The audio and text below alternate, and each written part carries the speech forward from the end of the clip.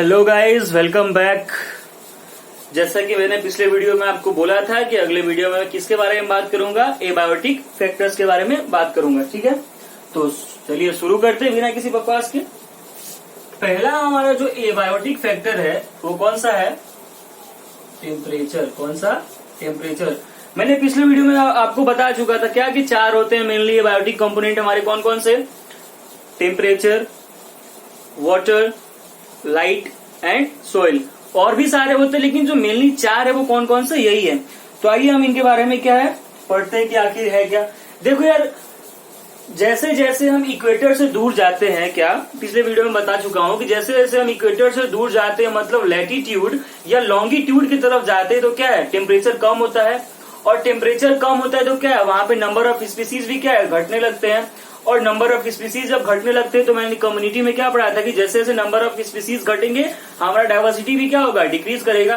देखो हमारे जो अर्थ पे मैक्सिमम ऑर्गेनिज्म है ना, वो क्या है कि ज्यादा ना तो कम टेम्परेचर को टॉलरेट कर पाते हैं और ना ही ज्यादा हाई टेम्परेचर को टॉलरेट कर पाते हैं। तो मतलब जो नॉर्मल टेम्परेचर होता है उसके बीच में वो रहना चाहते हैं। ठीक है, तो चलिए हम इसके बारे में और कुछ बातें करते हैं। देखो यार, क्या है कि हमारे बॉडी जो है उसको भी टेम्परेचर की क्या है ना, बहुत ही ज्यादा जरूरत है।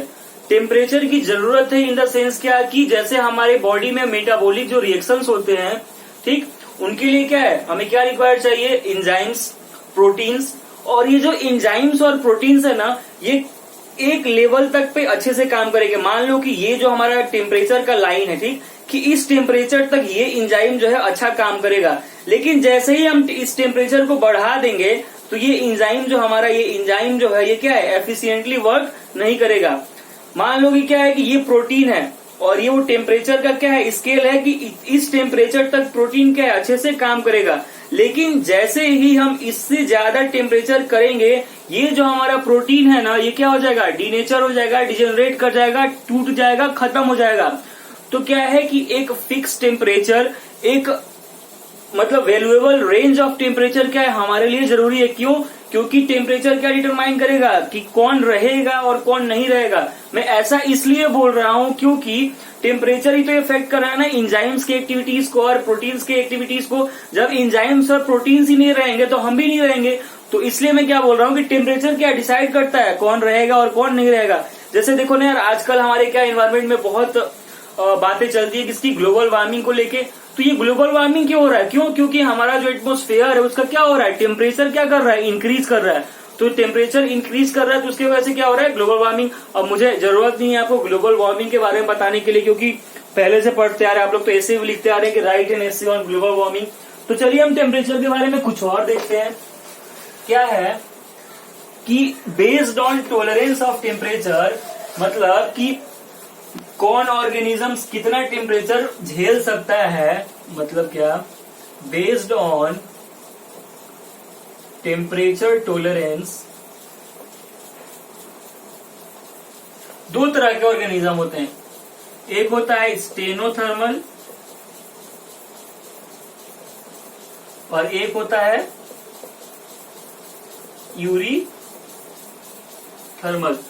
जो हमारा स्टेनोथर्मल होता है ना, यहाँ पे क्या है कि टेम्परेचर क्या होता है, यूनिफॉर्म होता है। टेम्परेचर यूनिफॉर्म होता है, मतलब क्या है कि यहाँ पे क्या है, बहुत कम वेरिएशन होता है, less variation of temperature.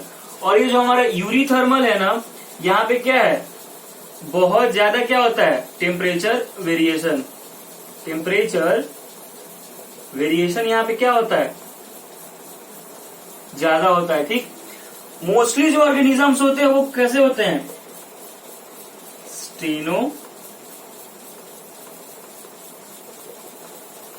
Mostly organisms कैसे होते हैं, स्टेनोथर्मल्स होते हैं। ठीक, तो ये थी हमारी किसकी बात, टेम्परेचर की बात।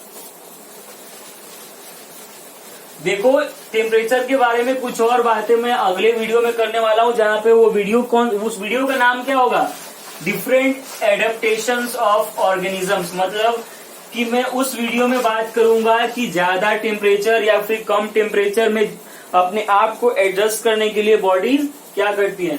फिर हम नेक्स्ट क्या देखते हैं, वाटर।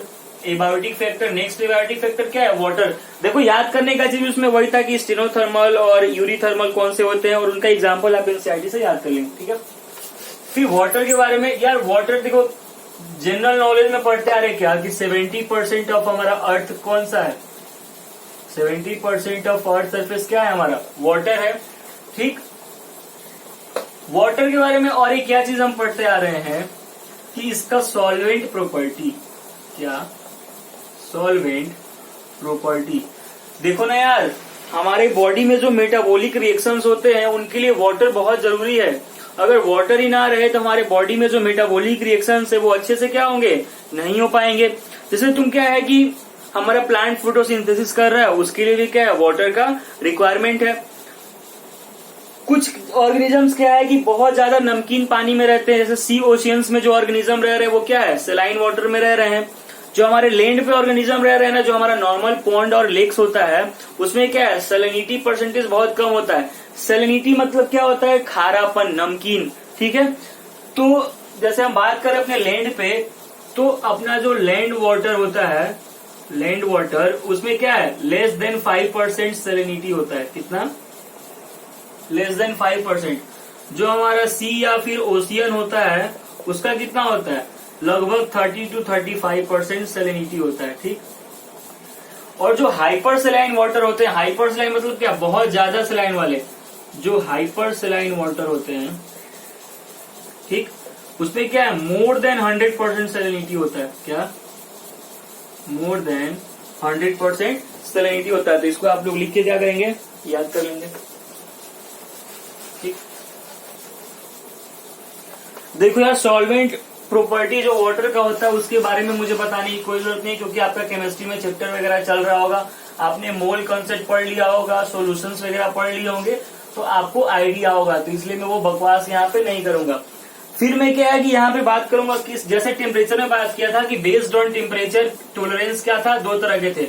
यहाँ पे भी based on salinity tolerance, based on salinity की कितना सेलाइन है उसके बेसिस पे यहाँ पे क्या है? 2 ऑर्गेनिज्म होते हैं। इसके बेसिस पे, बेस्ड ऑन सैलिनिटी, एक होता है स्टेनो और एक होता है यूरिसेलाइन, और ये स्टेनो सेलाइन। देखो यार, वहां भी क्या था? स्टेनोथर्मल था। चेंज क्या हो रहा है? सेलाइन मतलब क्या है? नमक वाला खारा पानी।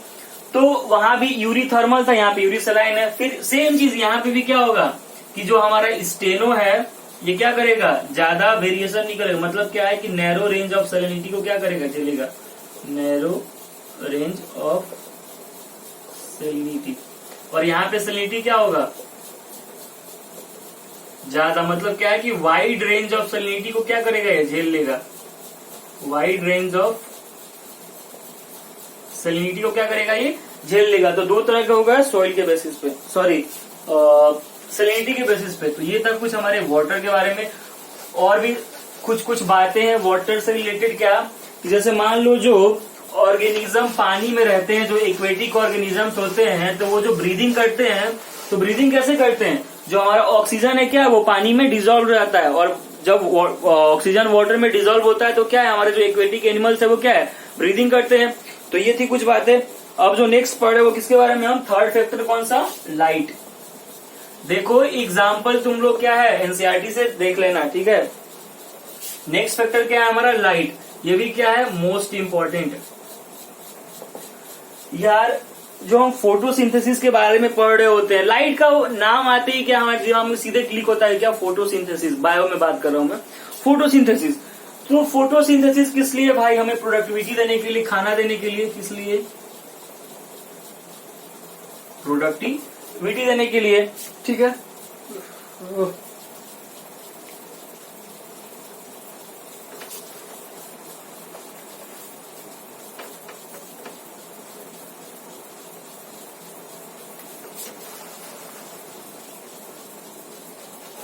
ठीक। जो हमारा प्लांट होता है, मान लो ये कोई क्या है,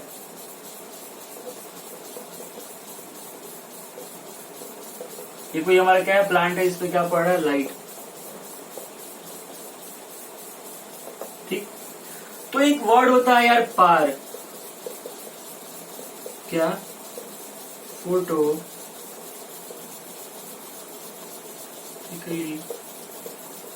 एक्टिव रेडिएशन। इसका रेंज जो होता है ना वो 400 से 700 नैनोमीटर तक होता है। देखो जितना भी लाइट पड़ता है ना हमारे प्लांट्स पे, वो पूरा लाइट हमारा प्लांट्स क्या यूटिलाइज नहीं करता है। हमारा प्लांट बस क्या है 2 से 10% उस लाइट का यूज करता है, क्या utilize 2 to 10% of total light जो कि हमारे क्या है प्लांट पे गिरा है। ठीक, क्या मैं बोल रहा हूं कि हमारे प्लांट क्या है टोटल क्या है 2 से 10% ही क्या है उसका यूज कर पाते हैं। ठीक, ये थोड़ा याद रखना आप। देखो फिर लाइट के बारे में भी मैं आगे डिटेल में बात करूंगा, उनके एडेप्टेशंस के बारे में। यहाँ पे और 2-3 चीजें लाइट से रिलेटेड है वो मैं बोल देना चाहूंगा अभी भी। जो हमारा ओशियन है ना, ओशियन, ये मान लो ओशियन का सरफेस है और ये क्या है ओशियन। हल्का सा आइडिया देता हूं, ऊपर कौन से होते हैं ग्रीन अलगे और नीचे में क्या होते हैं हमारे रेड अलगी होते हैं। ठीक, इनको क्या बोलते हैं कि इनको एक और वर्ड यूज करते हैं, क्या डीप सी हाइड्रोथर्म्स। हाइड्रो मतलब वाटर। तो जो हमारा लाइट पड़ रहा है, जो हमारा लाइट पड़ रहा है वो क्या है उसका इतना वेवलेंथ नहीं होता है कि वो हमारे यहां तक पहुंच पाए। तो इसलिए यहाँ पे एक लाइन बोलते हैं कि except for deep sea hydrotherms light is the only source of energy. क्या बोलते हैं कि ये बस रेड अलगे वाले को छोड़ के, मतलब क्या है डीप सी हाइड्रोथर्म को छोड़ के बाकी के लिए क्या है लाइट ही एक जरिया है किस चीज का, एनर्जी का। ठीक है, समझ में ना आया हो वीडियो बैक जाके फिर से देख लें। ठीक, फिर क्या है कि हम प्लांट ग्रोथ एंड डेवलपमेंट एक चैप्टर पढ़ते हैं, वहां पे क्या फोटो पीरियोडिज्म के बारे में पढ़ रहे होते हैं। ठीक, तो वहां पे हम पढ़ रहे होते हैं कि short day plant, long day plant, ठीक, डे न्यूट्रल प्लांट। तो वहां पे ये तीनों चीजों हम किस डिफरेंस पे देखते हैं कि उसका एक क्रिटिकल पीरियड होता है कि एक प्लांट को क्या है कि दिन में लाइट चाहिए, क्या है उसको फ्रूट देने के लिए। एक क्या होता है कि उसको लाइट ज्यादा नहीं चाहिए, उसका डे लाइट जो पीरियड है वो क्या कम होगा। उस बेसिस पे क्या है हम नाम दिए हैं।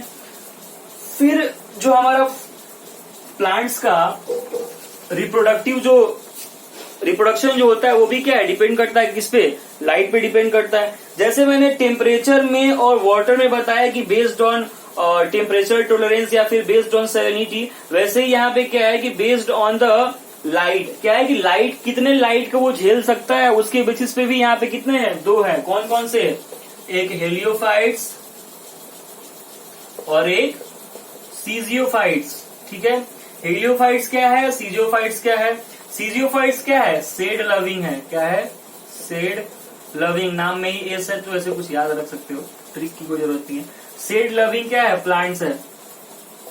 ज्यादा क्या है लाइट के इंटेंसिटी को ये झेल नहीं सकते, लेकिन जो हमारे हेलोफाइट्स है क्या है, क्या कर सकता है ये कि large range of intensity of light को क्या कर सकता है ये झेल सकता है। तो क्या कौन कौन से हुए, हेलियोफाइट्स और सीजियोफाइट्स। ठीक है, ये हमारा लाइट के बारे में।